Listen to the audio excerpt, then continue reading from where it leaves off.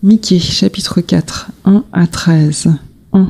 Mais il arrivera au dernier jour que la montagne de la maison de l'Éternel sera établie au-dessus des montagnes, et elle s'élèvera par-dessus les collines, et les peuples y afflueront.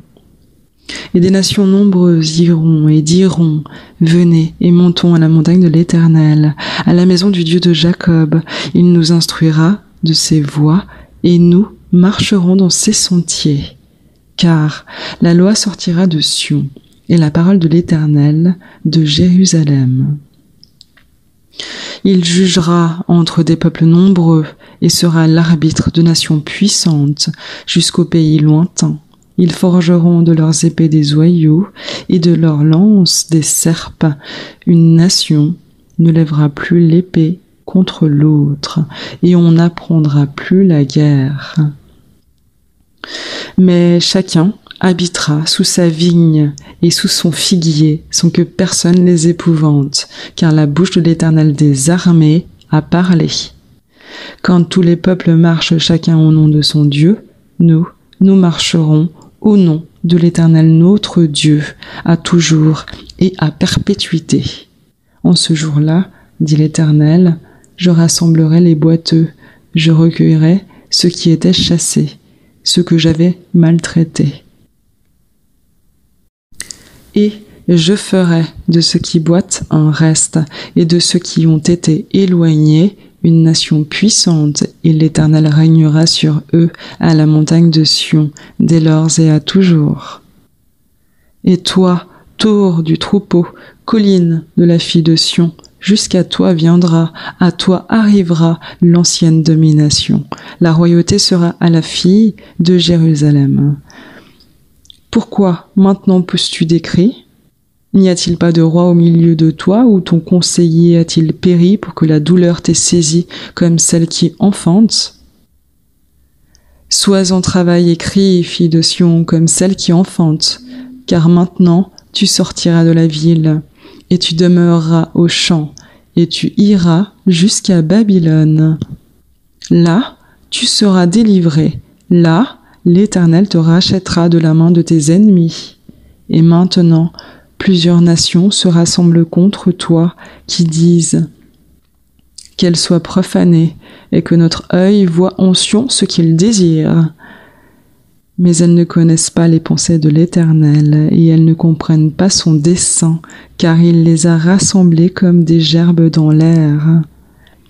Lève-toi et foule, fille de Sion, car je te ferai une corne de fer et des ongles d'airain, et tu broieras des peuples nombreux, et je vouerai comme un interdit leur butin à l'Éternel, et leur richesse au Seigneur de toute la terre.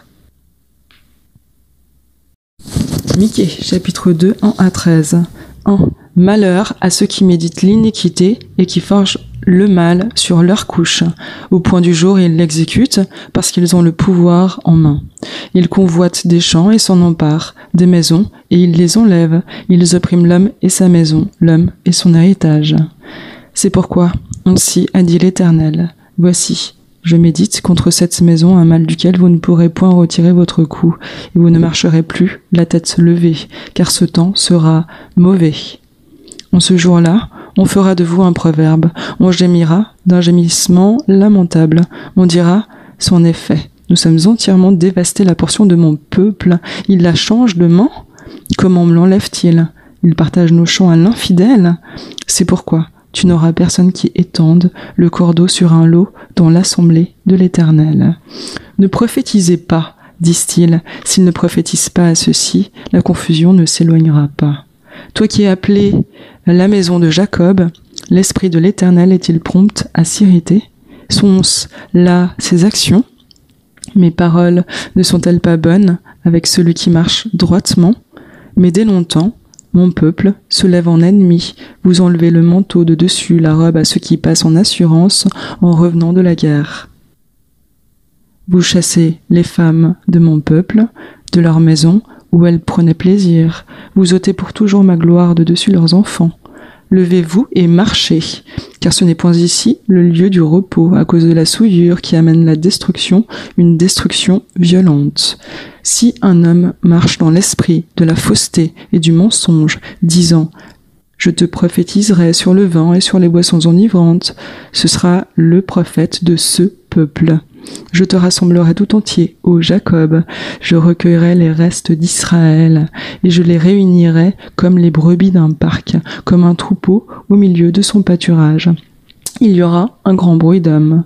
Celui qui fera la brèche montera devant eux. Ils feront irruption. Ils passeront la porte et en sortiront.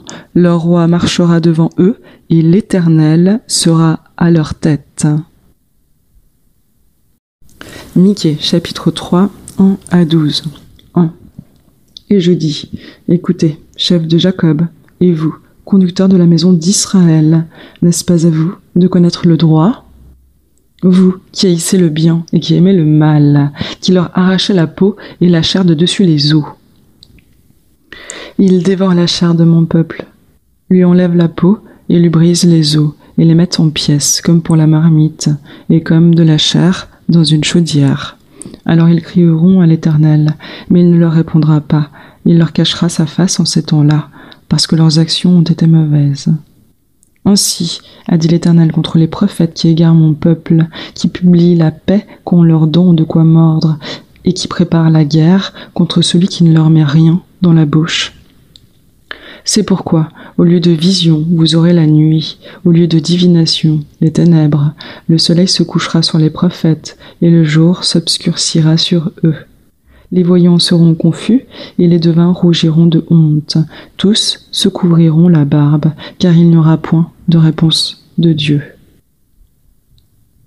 Mais moi, je suis rempli de force, de l'esprit de l'Éternel, de jugement et de courage, pour déclarer à Jacob son crime et à Israël son péché.